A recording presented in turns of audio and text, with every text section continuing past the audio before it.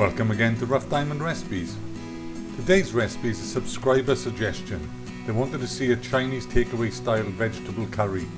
So I thought, why not? So this is it. As normal, a full list of ingredients can be found down below. If you watched my Chinese curry sauce video, you already know how to make the basic sauce for this curry, so feel free to skip a couple of minutes on. If you don't, hang around, this is how you make it.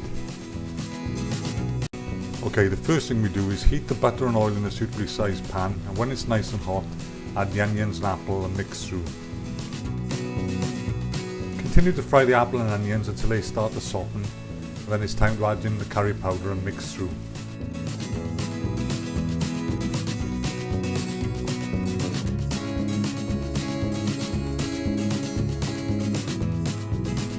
Fry the curry powder off for, you guessed it, a minute or two. Then it's time to add in the flour and again mix in well.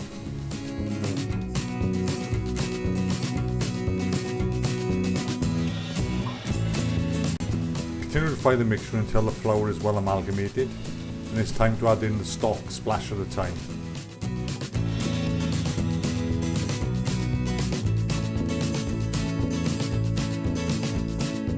If the sauce looks a bit thin at this point, don't worry, it'll soon come together.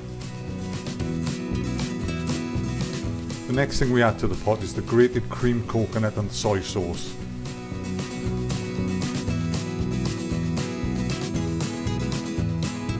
The next thing we add to the pot is a teaspoon of sugar.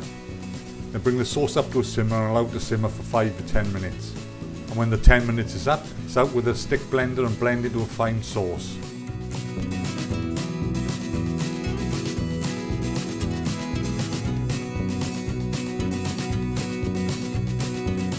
Then allow it to simmer until the right consistency is achieved. And when this is done, add salt and pepper to taste. You might need to put more salt in depending on how salty your stock was to start with. And that's one batch of sauce done, which freezes really well, by the way. Then it's time to make the curry. First thing we do is heat the oil in a suitably sized frying pan. Add the garlic, which we've cut quite chunky here, and fry off for a minute. Next thing to add to the pan is the peppers, onions, mange tout and baby sweet corn, and give a good mix through. Fry the vegetables for a minute or two, then add in a teaspoon of sesame oil. Continue to fry for a further minute or two, then spoon over the desired amount of the sauce.